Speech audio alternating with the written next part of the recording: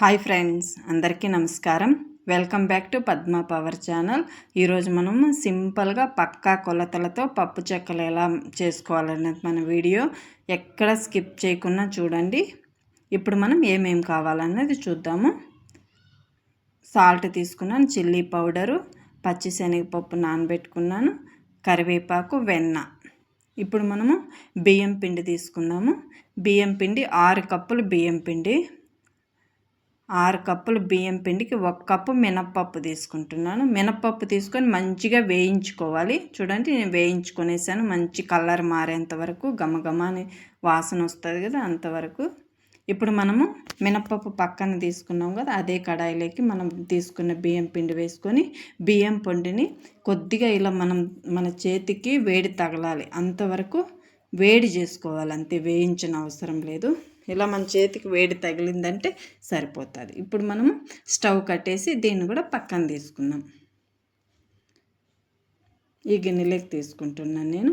ఆ లోపల మన మినప్పప్పు కూడా చల్లారి ఉంటుంది కదా, దాన్ని ఒక మిక్సీ గ్రైండర్లోకి తీసుకొని గ్రైండ్ చేసుకుందాం. చూడండి, నేను ఈ జార్లోకి తీసుకుంటున్నాను. ఇప్పుడు దీన్ని మంచిగా మెత్తగా పౌడర్ చేసుకోవాలి. పౌడర్ చేసుకున్న తర్వాత జల్లించుకోవాలి, పక్కా జల్లించుకోవాలి.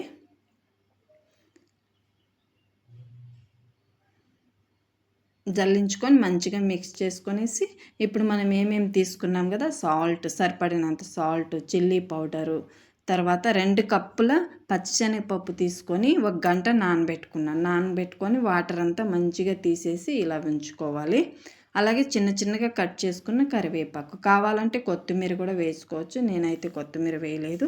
2 స్పూన్ల వెన్న వేసుకుంటున్నాను. రూమ్ టెంపరేచర్లో ఫస్టే ఉంచుకొని 2 స్పూన్ల వెన్న. వీటిని అన్నిటినీ ఇప్పుడు మంచిగా కలిసేలాగా మిక్స్ చేసుకోవాలి.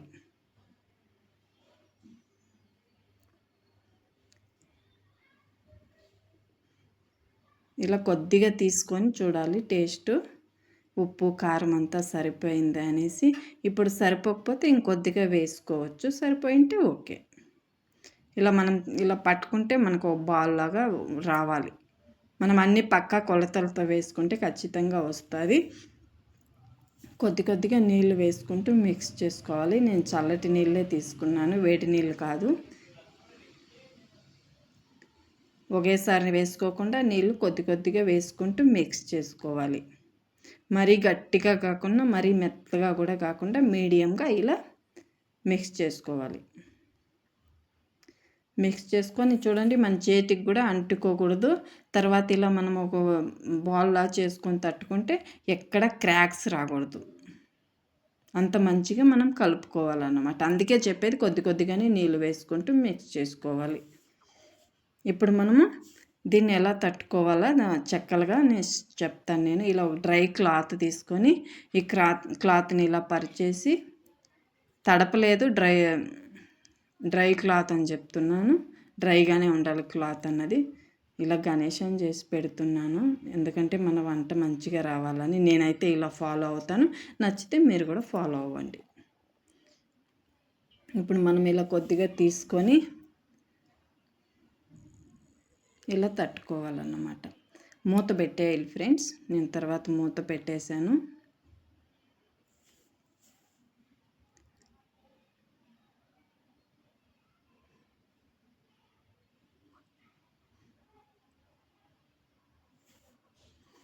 మనం అన్నిటినీ ఇలానే తట్టుకోవాలి.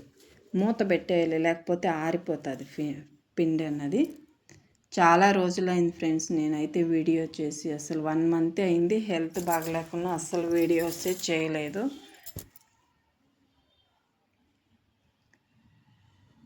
ఇలా మూత పెట్టుకొని మూత తీసుకుంటూ పూర్తిగా ఇలానే తట్టుకోవాలి. మళ్ళీ చెప్తున్నాను, 6 కప్పులు బియ్యం పిండికి 1 కప్పు మినుములు తీసుకొని మంచిగా వేయించుకోవాలి. వేయించుకున్న తర్వాత పౌడర్ చేసుకోవాలి. సరిపడినంత ఉప్పు, చిల్లీ పౌడర్ వేసుకొని 2 స్పూన్ల పచ్చిశనగపప్పు నానబెట్టుకొని నీళ్ళంతా స్ట్రెయిన్ చేసేసి దాన్ని వేసుకున్నాను. అలాగే కరివేపాకు కట్ చేసి వేసుకోవాలి. చూడండి, ఇప్పుడు నేను అన్నీ తట్టుకునేసాను కదా. ఇప్పుడు మనము డీప్ ఫ్రైకి ఆయిల్ పెట్టుకొని, ఆయిల్ వేడయ్యేలోపు చూడండి ఇలా తీస్తే ఈజీగా వచ్చేస్తుంది. చూడండి ఎక్కడ కానీ మనకు విరుగుతుందే, విరగలేదు. ఇలా మనం క్లాత్ పైన తట్టుకోవడం వల్ల మన తడి అన్నది ఇంకొద్దిగా లాక్కునేస్తుంది. ఇంకా మన చెక్కలు అన్నది క్రిస్పీగా వస్తాయి. చూడండి ఇలా ఒక్కొక్కటి వేసి డీప్ ఫ్రై చేసుకుంటాను. అంటే ఇలా ఫస్ట్ వేసింది పైకి వచ్చిన తర్వాతనే ఇంకొకటి వేసుకోవాలి. వేస్తానే మనం టర్న్ చేసుకోకూడదు.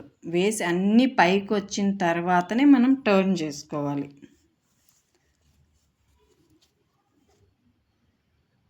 పైకి వచ్చిన తర్వాత మనం ఇలా తిప్పేసి మన ఫ్లేమ్ అన్నది మీడియంగా ఉంచుకోవాలి.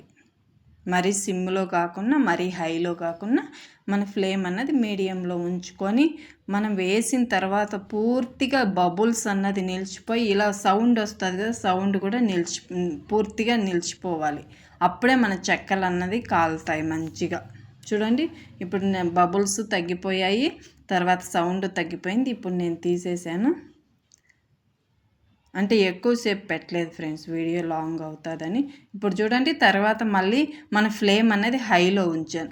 హైలో ఉంచి 30 సెకండ్స్ మనం ఆయిల్ మంచిగా వేడైన తర్వాతనే మళ్ళీ వేసుకోవాలి. మనం వేసుకున్న తర్వాత మళ్ళీ అన్నీ పైకి వచ్చేంత వరకు మనం టర్న్ చేయకూడదు. అన్నీ పైకి వచ్చిన తర్వాతనే టర్న్ చేయాలి. టర్న్ చేసిన తర్వాత మన ఫ్లేమ్ అన్నది మనం మీడియంలో ఉంచుకోవాలి. ఇదే మెథడ్. హైలో ఉంచుకున్నా ఎక్కువ కాలిపోయి తొందరగా కలర్ మారిపోతాయి కాబట్టి మీడియంలో ఉంచుకోవాలి. చూడండి ఎంత చక్కగా వచ్చాయి, చాలా టేస్ట్గా ఉన్నాయి. ఇంతవరకు మన ఛానల్ని ఎవరైనా సబ్స్క్రైబ్ చేసుకోకుండా ఉంటే సబ్స్క్రైబ్ చేసుకోండి ఫ్రెండ్స్. అలాగే మన వీడియో పూర్తిగా చూసి మీకు నచ్చినట్లయితే లైక్ చేసి కామెంట్ చేసి ఫ్యామిలీ ఫ్రెండ్స్కి షేర్ చేయండి. ఇంతవరకు మీ విలువైన సమయాన్ని కేటాయించి మన వీడియోస్ చూస్తున్న ప్రతి ఒక్కరికి నా ధన్యవాదములు. Thank you so much. Bye bye.